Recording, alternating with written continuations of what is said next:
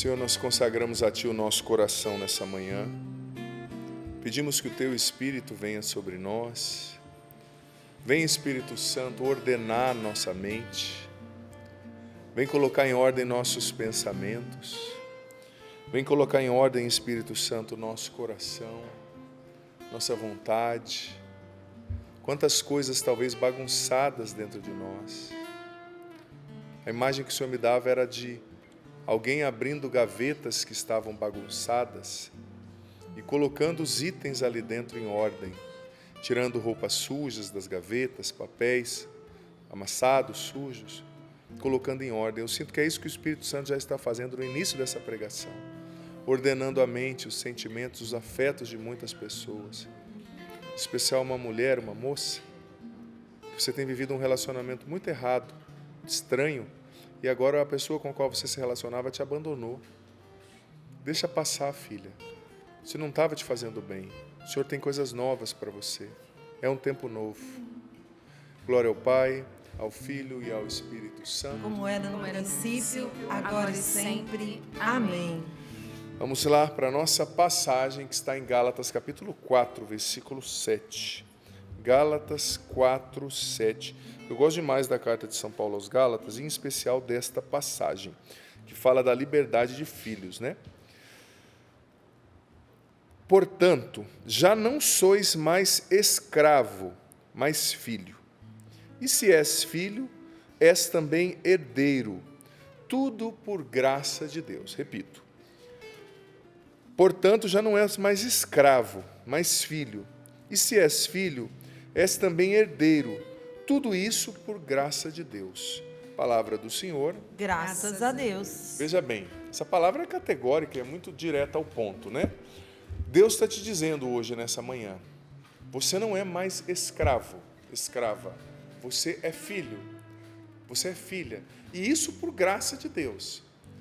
E é interessante a gente entender a distinção, e nós entendemos a diferença entre essas duas realidades, entre o filho e entre o escravo.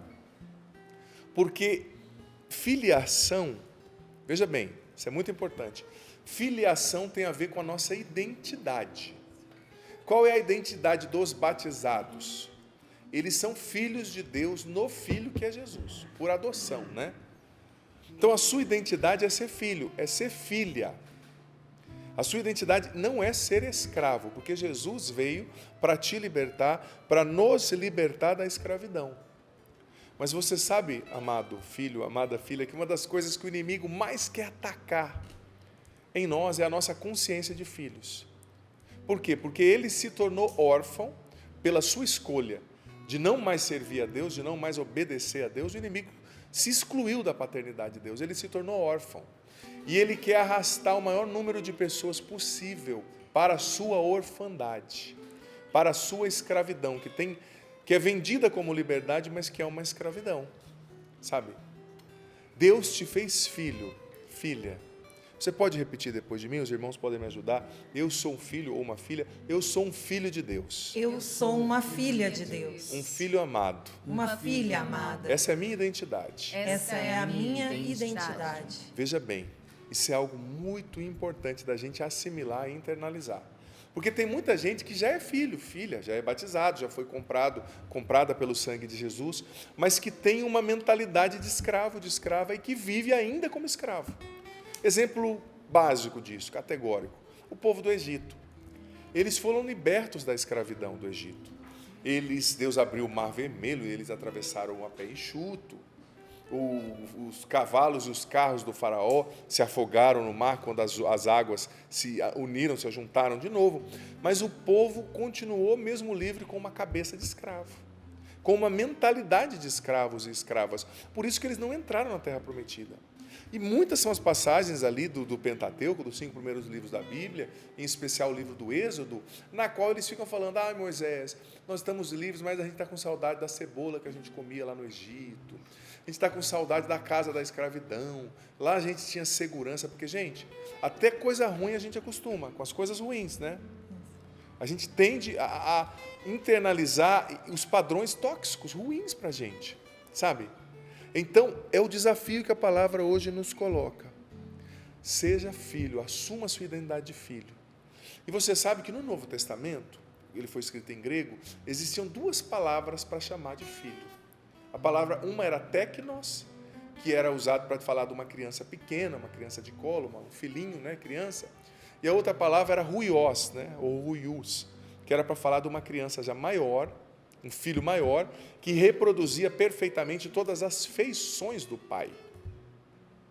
Jesus foi chamado de um filho no Evangelho huios, né, com esse termo de um filho grande, maduro, capaz de reproduzir todas as feições do pai. E esse termo aqui, em Gálatas 4:7, que o padre leu, está falando huios, não teknos, ou seja, você é um filho grande, você é um filho capaz de reproduzir as feições do pai, você é um filho no qual o pai já imprimiu o seu caráter, né?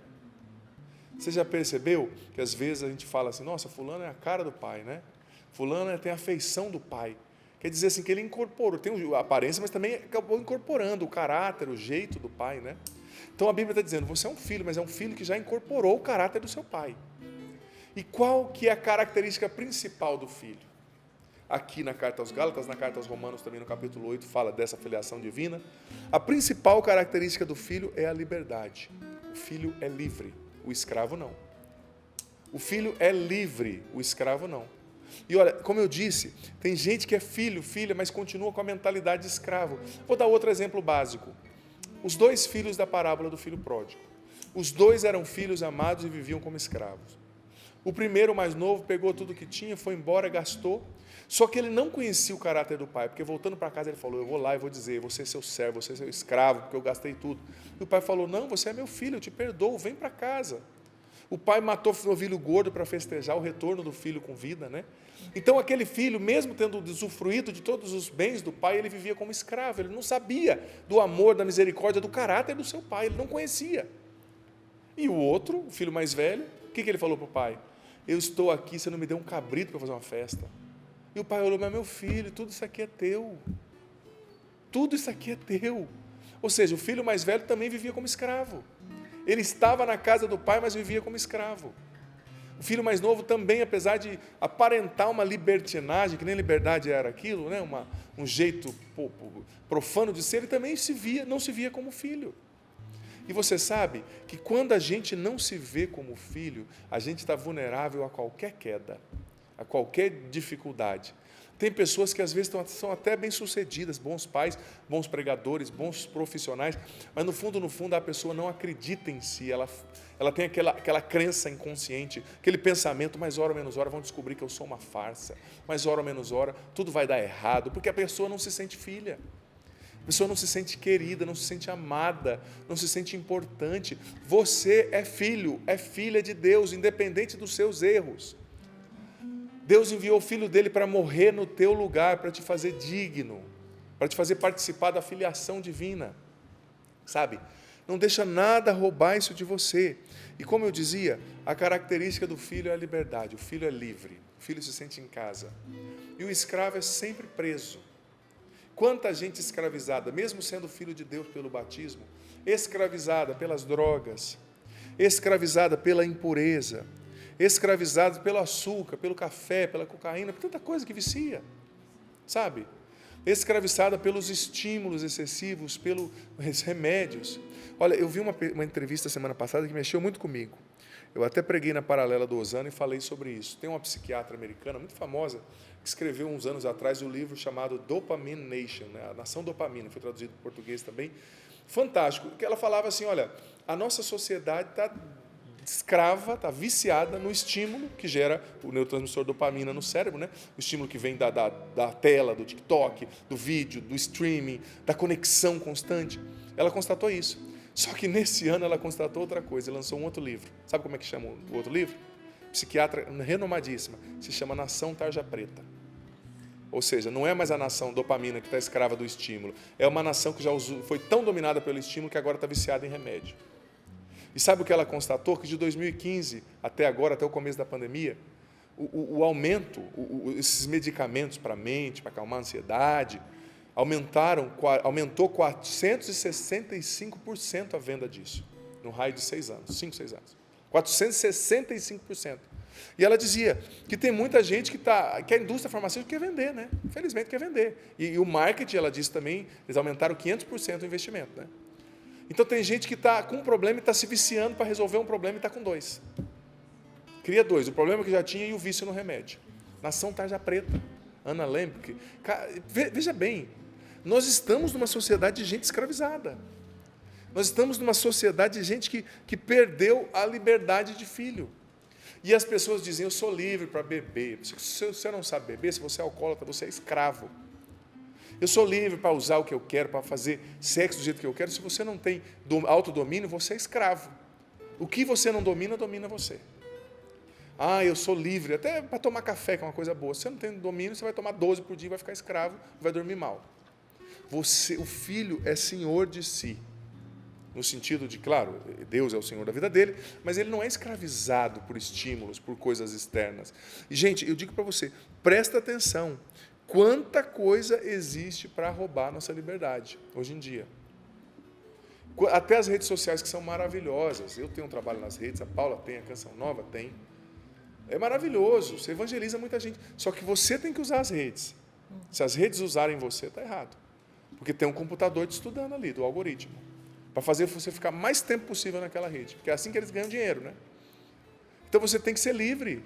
Você tem que se posicionar. Claro, diferentemente de você estar ouvindo um conteúdo de evangelização, como lá no CN Plus, você está edificando a sua alma. Não é uma coisa fútil, perdendo tempo. É diferente. Mas tem gente que a gente perde... Olha, se você for colocar na ponta da caneta, quanto tempo você perde num dia com as distrações? Gente, no final do ano, essa conta eu vou dizer para você. E é até pecado desperdiçar tanto tempo assim, sabe? Mas, enfim, o filho é livre, o filho não é escravo. Ao que eu te pergunto? O que tem roubado, amado filho, amada filha, a sua liberdade? O que tem feito você escravo? Talvez você é escravo de coisas que você nem percebeu, mas hoje o Espírito Santo já está revelando aí no seu coração, agora. Escravo de relacionamentos, escravo de aprovação.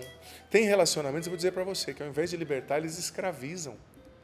A pessoa chega e te amarra com presente, te amarra com jogos afetivos, sabe? O relacionamento tem que ser livre. Se uma pessoa prende você, não é bom sinal. A amizade tem que ser livre, sabe? Tem que ser uma via aberta, que edifica, não que destrói, que prende você constantemente, né? Então, vamos lá. Características do filho e do escravo. Já falei que a primeira característica do filho é a liberdade. Do escravo, obviamente, é a escravidão. Segunda característica do escravo, vou começar agora na ordem contrária. O escravo tem sempre um sentimento de orfandade. Orfandade, ou seja, ele se sente órfão, ele se sente sem pai, né? Sempre. Se sente sem pai. E você sabe, é interessante isso. Esses dias eu estava fazendo uma pesquisa, Paula, que eu descobri que quase todas as vezes que a Bíblia fala de ansiedade, por exemplo, ela fala relacionada com a paternidade. Paternidade divina. Por exemplo, Mateus 6. Olhai os pássaros dos céus. Os pássaros, desculpa, os pai do céu os alimenta. Muitas vezes que a Bíblia fala de ansiedade, ela fala de paternidade. Por quê? Porque ela traz a intuição de que a ansiedade e o medo estão ligados intrinsecamente, diretamente, a um sentimento de orfandade, de eu não me sentir filho, de eu não sentir que tem ninguém por mim, de eu não sentir que tem alguém por mim, melhor dizendo, sabe? Então, quando eu não sinto que tem alguém que cuida de mim, alguém mais forte que eu, vem o medo, vem a ansiedade, meu Deus, eu tenho que resolver isso, eu tenho que fazer aquilo, eu tenho. Exemplo básico, por exemplo, quem tem uma criança pequena, uma criança de 2, 3 anos. Algum dia sua criança de 3 anos acordou você no meio da noite, sacudindo. Pai, tem leite, abre a torneira, tem água, para eu tomar banho amanhã? Não, a criança dorme. Ela simplesmente sabe que no outro dia o pai vai acordar e falar, filho, mamar. Filho, está na hora de tomar banho. Filho, vem tomar café. Ele simplesmente dorme, porque ele sabe que tem o pai ali. O pai vai cuidar disso. Porque uma das principais características de Deus é que Deus é provedor. Mateus 6 está dizendo, não ore por comida, não ore por vestimenta. Deus sabe o que você precisa disso. Deus é provedor. Então, quando o inimigo, as tentações afetam a sua consciência de filho, de filiação, do cuidado do pai forte que está com você, que Deus é um pai bom, que te ama, que cuida de você, aí entra um espaço para a ansiedade. Aí entra um espaço para o medo, aí entra um espaço abre-se o espaço, melhor dizendo, para a confusão, sabe? Por quê? Porque você se sente desamparado.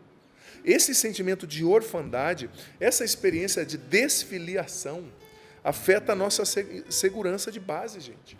A gente se sente inseguro, né?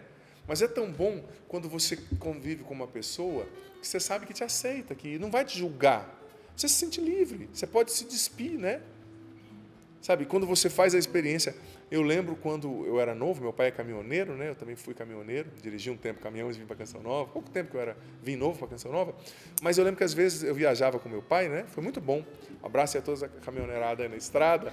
E às vezes começava a chover. Eu, gurizão novo, né? Caminhão carregado, pesado. Naquela época eram aqueles caminhões antigos, né? Cabeça de rolinha, sem maçarico, com maçarico no motor, sem turbo, como é hoje, né? Aqueles freios de burrinho de óleo, né? Que para parar era só o Espírito Santo e os anjos, né? Carregado, né? Você já descia, o meu pai descia engatado em segunda, às vezes. Imagina, o cara desceu uma serra engatado em segunda, né? Por quê? Porque o freio era maravilhoso, né? Enfim, mas aquela chuva, aquela confusão, uma serra. E eu sabia que o meu pai estava dirigindo e dormia. Meu pai é caminhoneiro, meu pai sabe o que está fazendo, né? Aconteça o que aconteceu, eu estou com meu pai está comigo. Eu dormia tranquilo. Por quê? Porque essa experiência da segurança do pai, né? Sabe, isso dá segurança para a gente, dá firmeza para a gente, tira a gente dessa confusão mental, essa insegurança constante que gasta uma energia tremenda, né? Rouba uma energia tremenda da gente, né? Então, veja bem, não alimente esse sentimento de orfandade e saiba que isso é uma mentira, não compre essa mentira. Talvez você não teve o pai da terra, talvez o seu pai humano não foi bom, eu entendo, eu respeito a sua história, mas o seu pai do céu é perfeito, e a fraqueza do seu pai da terra não anula a perfeição do seu pai do céu, sabe? Você pode confiar, você pode derramar a sua história. Então, a segunda característica do escravo é a orfandade, e a característica do filho é o agarrar a paternidade de Deus. É meu pai, não solto, é meu. Terceira característica do escravo, essa é interessante. O escravo tem sempre a mentalidade de escassez. O escravo vê só o que falta, vê o que não tem, sabe? O filho não, o filho vê com um outro olhar, porque ele sabe que o pai está ali provendo. Essa mentalidade de escassez, sabe, ela é muito presente na mente de muita gente. Você vê, tem milionários que se matam, pessoas riquíssimas. Claro, às vezes é uma doença, mas muitas vezes é porque aquela pessoa está olhando só o lado ruim da vida dela. Eu dizia ontem no programa Para Ser Feliz, você pode escolher olhar uma coisa ruim que está acontecendo, que não é divertida, que dói, ou você pode escolher reconhecer aquela circunstância ruim e olhar para as outras 10 coisas boas que Deus está fazendo ao mesmo tempo na sua vida. É um olhar, né? Esses dias eu vi uma entrevista na internet, virou até meme depois. Uma menina linda, toda produzida, fazendo um desabafo na internet, tremendo, porque ela teve que gravar um podcast de carro, porque o helicóptero do pai dela não estava funcionando, onde já se viu. Virou meme, né? Porque, a pessoa tem um helicóptero, ele estava reclamando, mas assim, sinceridade, rasgando o coração. Virou meme, porque fala, viu, minha filha, né? Olha para a realidade do povo brasileiro, né? Que fica lá em São Paulo ainda, que fica 3, 4 horas para chegar no trabalho, no metrô, no ônibus, né? Mas às vezes a gente tem essa mentalidade de escravo, que é a mentalidade da escassez. Deus já nos deu tanto, Deus já nos deu mais que um helicóptero, Deus nos deu o seu filho. E a gente está reclamando pelo que a gente não tem. Quem só vê o que falta, na falta fica. Quem só vê o que falta, na falta fica. Olha, você pode... Deixa eu tomar mais um pouquinho para a metáfora ficar melhor. Você pode ver aqui, ó, está faltando metade da água, está faltando metade da água nesse copo. Ou, para quem está pela rádio, o pato está com o copo pela metade, né? Você pode dizer, está faltando metade da água que devia ter aqui. Ou você pode dizer, nossa, já tem metade da água. É a mesma coisa que está acontecendo com o copo, mas a abordagem, o olhar é outro. Nossa, está faltando, Paula. Não tem água. Ou, nossa, já tem meio copo. Mais um pouquinho já enche. O escravo só vê o que falta, é a mentalidade da escassez. O filho, não, ele se alegra pelo que tem, ele celebra o que tem, ele agradece pelo que tem. Mas me perdoe, isso aqui pega muita gente. Muita gente, tem muita gente na igreja, muita gente cristã, que está só reclamando. Por exemplo, nós estamos no final do ano, E no final do ano, como nos ensina aqui a proposta do Osana Brasil, eu preguei no sábado falando sobre o tema do Osana Brasil, você pode assistir lá no Canção Nova Play depois, todas as pregações do Osana, mas falando que a gente está aqui no Osana, né? Estávamos no Osana para celebrar as vitórias de Deus na nossa vida, né? E tem muita gente que chega no final do ano celebrando só a perda, celebrando o que não deu certo. Eu sei, talvez todos os seus planos não se realizaram, mas você não pode negar que existem coisas boas e que Deus fez coisas boas na sua vida nesse ano. E se nem tudo que você queria acontecer, eu tenho a certeza, nessa perda, nessa dificuldade, você aprendeu muito, absurdamente. Porque, gente, a gente aprende mesmo na dificuldade.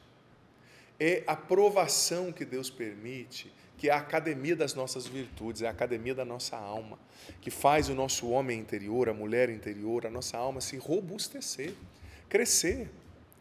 É na provação que a gente aprende a ser paciente, é na provação que a gente aprende a ser humilde, é na provação que a gente aprende a confiar, é na provação que a gente aprende a viver a esperança, mesmo quando você não tem nada de bom para ver. O tema do Osana Brasil, a enxergar o invisível, né? Até convicção do invisível, é na provação. Então, mesmo que você não tenha tantos motivos aí para celebrar, humanamente falando, você tem aprendizado. E isso ninguém rouba de você. Ninguém rouba, sabe? Então, não fique com essa mentalidade de escassez, fique na mentalidade do louvor. O escravo tem a mentalidade de escassez. O filho tem a mentalidade do agradecimento. Ele é livre para agradecer. Ele não é limitado pelas circunstâncias. Outra característica, agora quarta, do escravo. O escravo é sempre carente. E o filho tem a certeza do amor do pai. Ele faz uma experiência diária com o amor do pai. Sabe aquela pessoa sempre carente? Está sempre duvidando do amor das pessoas. Será que a minha esposa me ama mesmo? Será que a minha filha me aceita? Será que ela me vê como uma boa mãe, como um bom pai? Nossa, eu cheguei na igreja, ninguém olhou para mim, as pessoas não me dão atenção. Sabe aquela excessiva carência, aquela constante carência, sabe? Tem pessoas que infelizmente são assim. É uma mentalidade de escravo, por quê? Porque é como se você estivesse pedindo, me dá uma migalha do seu pão, e o seu pai estivesse falando, olha ali na mesa o banquete que eu preparei para você, meu filho. E como curar isso? Não tem outro segredo, não tem outro caminho. O segredo é cultivar um relacionamento de intimidade com o pai, intimidade diária. É caminhar com o pai, sabe? É essa experiência diária com o amor de Deus que vai nos configurando como filhos e arrancando da nossa mente o shape, né, o pensamento de escravos, sabe? O filho tem a certeza que é amado, que é querido. Não é que a gente não vai ter momento de insegurança, né, gente? A gente é gente. Mas uma coisa é aquela carência constante. Tem gente que é tão carente, sabe? Que é difícil você se relacionar com a pessoa. Ela tem ciúme de você, ela quer uma atenção profunda. Não é que ela é ruim, eu entendo você. É que ela tem um buraco no peito, mas isso é falta de experiência de filiação, falta de experiência de paternidade. Você tem pai. Talvez o teu marido é grosso, não te dê atenção, não escute você, não converse com você, não elogie, ou a sua esposa. Talvez os seus filhos não te dão o reconhecimento que você queria ter como mãe, como pai. Talvez os seus fiéis, você pároco, né, padre, pastor, você não está se sentindo reconhecido, mas você tem que se abrir a essa paternidade, a essa experiência de amor de Deus, com Deus. Porque senão, ninguém vai poder preencher esse vazio, amado, amada. Só Deus. E Deus entende você, não se sinta julgado, julgada. Deus entende você no ponto que você está. Eu sei, está sendo difícil, né? O seu trabalho está exigindo tanto de você, esse relacionamento difícil com a sogra, você não está gostando de você, da sua aparência, mas olha, você tem que se resolver dentro, na sua identidade, para depois cuidar das outras áreas. Sua identidade, você é filho, você é filha, você é especial, Deus ama você. Então, quinta realidade agora, a mentalidade do escravo é a mentalidade daquela pessoa que sente que não se encaixa, né?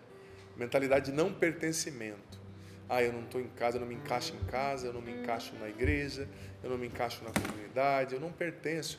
Mas Deus enviou o Filho dele para dizer, olha, você pertence a mim, isso é propriedade minha, né? E Deus se diz, não se esconda de mim, se esconda em mim, né? A Bíblia diz que ele é abrigo, você pertence a ele, se esconda nas chagas dele, sabe? Se esconda no coração dele, ali você vai encontrar tudo o que você precisa. Sexta característica do escravo, versus a característica do filho, né? A que eu falei anterior, o escravo não acha que não se encaixa, o filho se abriga, né, em Deus. Agora, a sexta característica, a mentalidade do escravo, a mentalidade daquele que não amadurece. Por quê? Porque ele não tem um pai que lhe dê identidade, destino, né? O pai, né, a figura do pai ali, ela é responsável por dar identidade, destino para o filho, né? Limite e destino. Então, o escravo, ele não amadurece, sabe? Ele está sempre num nível, assim, como eu posso dizer, muito subdesenvolvido de amadurecimento. Ele não assume, porque uma das coisas que prova o seu amadurecimento é o fato de você assumir responsabilidades e ir até o fim, né? Roer até o osso, a carne com o osso. Agora, quem não amadurece não assume a responsabilidade, está sempre se achando uma vítima. Ah, sabe o que é, padre? Não deu certo porque foi abusado, porque meu pai tratou mal, porque a igreja não é boa, porque a política não é boa. Eu respeito o seu sofrimento, mas pare de se fazer de vítima e assuma a sua vida, amadureça, assuma responsabilidades, assuma os seus erros e vá para frente, faz o que você precisa fazer. Se você fizer a sua parte, seus problemas vão diminuir, as pessoas vão deixar de te acusar, sabe? Mas o filho, ele amadurece, ele assume responsabilidades. O escravo não. O escravo está sempre culpando aos outros para não amadurecer, está sempre, sabe, arranjando uma desculpa para não fazer o que tem que fazer. Mais uma vez eu digo, a síntese do amadurecimento para mim, até para a ciência, né? É a capacidade, muitos ramos da psicologia também, é a capacidade de você assumir responsabilidades. Assuma a sua responsabilidade como pai, trabalhe, cuide da sua família como mãe, como esposa, como esposo, se cuide do seu marido, cuide da sua esposa, sabe? Assuma a sua responsabilidade de filho e assuma a responsabilidade pela santidade que você precisa buscar. Pare de viver na tibieza, que esse monte de pecadinho, de estimação. Deus não deu a ninguém autorização para pecar e Ele não quer que você fique cultivando esses pecados de estimação. Ele quer que você seja responsável pela sua santidade, pela sua alma, pela vida eterna, pela sua conversão. Se levanta e luta para ser santo, para entrar no céu, para fazer a vontade de Deus. Para com essa tibieza, que é essa mornidão. O cara não é quente nem frio. Ah, você é católico? Mais ou menos. Você reza? Mais ou menos. Você vai para o céu? Mais ou menos. Não tem mais ou menos. Quando você morrer, ou é céu ou é inferno. O purgatório na melhor das opções, mas que não vai ser fácil, né? Então, seja responsável diante da sua alma. O filho é responsável, o escravo não. Sempre imaturo, sempre não assume as responsabilidades de adulto. E você sabe que o inimigo, ele quer usar os nossos círculos sociais, os nossos relacionamentos mais próximos, sabe, gente? Para nos convencer de que a gente não é amado, para gerar em nós essa sensação de órfãos desamparados. Ele quer destruir aí um casamento, um relacionamento do pai com o filho, do irmão com o outro, do fiel com o padre, do pastor com o fiel. Quer abalar os nossos relacionamentos mais próximos, quer fragilizar isso, para que ele gere em nós a sensação de que a gente está desprotegido, que a gente não é amado, que todo mundo olha para a gente mal, que a gente não tem segurança nenhuma, nem firmeza. Ele quer fazer isso, porque fazendo isso, ele abala a nossa crença da filiação, a nossa orfandade, né? Tem muita gente, por exemplo, eu falava do não se encaixar, do não pertencimento, né? Que por acreditar que não é amado, que não pertence a lugar nenhum, ela começa a crer nisso e a agir assim, né? Como alguém que não é amado, como alguém que não é bem-vindo. E por agir assim, ela começa a afastar as pessoas de si mesma e começa a se tornar realidade aquilo que ela temia, aquilo que ela acreditava, que não era verdade, mas ela criou aquele contexto por acreditar e por agir daquela forma, sabe? Então hoje Deus está dando, filho, filha, um chacoalhão em você e em mim e dizendo, acorda, você não é escravo, não é escrava, acorda. Assuma a sua realidade de filho, de filha. Acorda, não se deixe escravizar por remédio. Não estou falando de você parar, você tem seu psiquiatra que vai te acompanhar. Mas tanta gente viciada, gente, em remédio. Será que a gente precisa de tanto remédio assim? Ou será que tem uma indústria milionária vendendo? E muitas vezes profissionais administrando medicação sem ter também consequência do nível de adicção que isso pode gerar, de vício que isso pode gerar? Esse foi o levantamento que a Ana Lemke fez no livro, não estou falando coisa da minha cabeça, né? Sabe? Será que você já assumiu a sua liberdade de filho ou você vive como escravo? Escravizado pela carência, escravizado pela impureza, escravizado pelo açúcar, escravizado pelo desequilíbrio na comida, escravizado pela bebida. Você é livre, meu irmão. Seja responsável, filho, filha. pela sua vida e conquiste a liberdade interior, conquiste a liberdade em Deus. Você não foi feito para ser escravo. Você é um filho amado e Deus te quer livre. E eu digo para você, enquanto você não for livre, como Deus te criou para ser, muitos dos sonhos e dos planos de Deus não vão conseguir acontecer na sua vida. Não vão conseguir acontecer, porque a liberdade é o pressuposto essencial, a liberdade de filho, é a base para que nós permitamos o Espírito Santo nos libertar e fazer tudo o que Ele tem para fazer em nós. Senhor, nós te agradecemos por essa palavra. E eu te peço, Senhor, eu te peço, Espírito Santo, vem sobre nós que estamos aqui, vem sobre quem está em casa, Espírito Santo. Vem nos libertar da mentalidade de escravos, vem nos libertar do comportamento de escravos, vem nos libertar dos vícios, Espírito Santo, da impureza. Muitas pessoas que estão viciadas na bebida estão sendo tocadas agora. Você está bebendo demais. Deus não quer você bebendo assim. Pessoas agora estavam viciadas na impureza, nos conteúdos eróticos virtuais, estão sendo tocadas por Deus. Isso te prendeu, o Senhor não quer você preso nisso. Pessoas presas, escravas da aprovação dos outros, de uma carência, estão sendo tocadas agora. Em especial uma moça, uma mulher, você trabalha até numa oficina, filha, uma oficina que tem funilaria, e você cresceu nesse ambiente onde presente muitos homens, e você se acostumou a ser tratada assim, como um pedaço de carne, como um objeto, até as roupas que você usa nesse ambiente. Mas o Senhor está tocando você e te fazendo você entender que você é filha. Você não foi feita para ser usada, você foi feita para ser amada e respeitada. E com as muitas pessoas que você saiu, Bruna, você buscava amor, mas você só foi usada.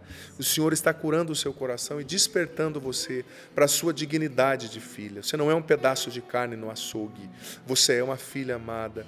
O Senhor está tocando uma pessoa que você teve um problema de aneurisma no seu cérebro, aneurisma cerebral, ficou com sequelas. O Senhor está tocando você, tirando essa revolta, essa angústia do seu coração. Pessoas que estavam sentindo muito medo nessa manhã, muita ansiedade, muito desespero interior, o Senhor está libertando você e te enchendo com uma paz. O Senhor está tocando num homem, você trabalha num açougue. E você tem ouvido muito desaforo, sido muito humilhado. Desde quando você entrou aí, todo mundo faz você de gato e sapato. Está na hora, filho, de você mudar a sua postura, de você se impor mais. As pessoas não estão valorizando o seu trabalho, você precisa se impor, se respeitar. Muitas pessoas que sofreram muita humilhação, ouviram palavras duras, foram muito destratadas, viveram relacionamentos difíceis e estão sendo tocadas pelo Senhor agora. O amor de Deus, do Deus Pai, está sendo derramado pelo poder do nome de Jesus sobre muitas pessoas nesse momento. O Espírito Santo está vindo sobre muitas pessoas, curando muitos corações feridos, acalmando mentes nesse momento. Eu confirmo essa oração do Padre Adriano. O Senhor quer nos curar nessa manhã. Você que se identificou muito com essa oração de libertação, de cura interior pelos traumas sofridos. A imagem era de uma escada e que você precisa alcançar o seu lugar. Mas são etapas. O Senhor vai te dando coragem. E você sabe os passos que você precisa dar para a vontade de Deus e para a sua felicidade. Você estava com medo. A palavra, o verbo está no passado. Você estava. Agora você assume essa graça, que é só o Espírito Santo que pode fazer. Palavra de Deus que nos visita, que é o próprio Deus. Ele vai curando os traumas, o que as pessoas pensam, o que as pessoas dizem. Não é mais forte do que Deus pensa a nosso respeito. Assume essa verdade. Nós somos filhos. O que Deus pensa a nosso respeito é mais importante para a nossa vida. Claro que a gente escuta, nós temos amigos, nós temos pessoas que nos amam, que nos conhecem, mas até essas pessoas não alcançam a verdade do que somos. O Senhor, Ele sim, sabe tudo a nosso respeito. Por isso vamos procurando Ele na palavra. Você escuta agora a música e deixa essa graça cair sobre você. O Senhor hoje quer nos curar de todos os traumas. Obrigada, Senhor. Somos filhos amados. Obrigado, Senhor, porque nos cura e nos faz livres em Ti, Senhor.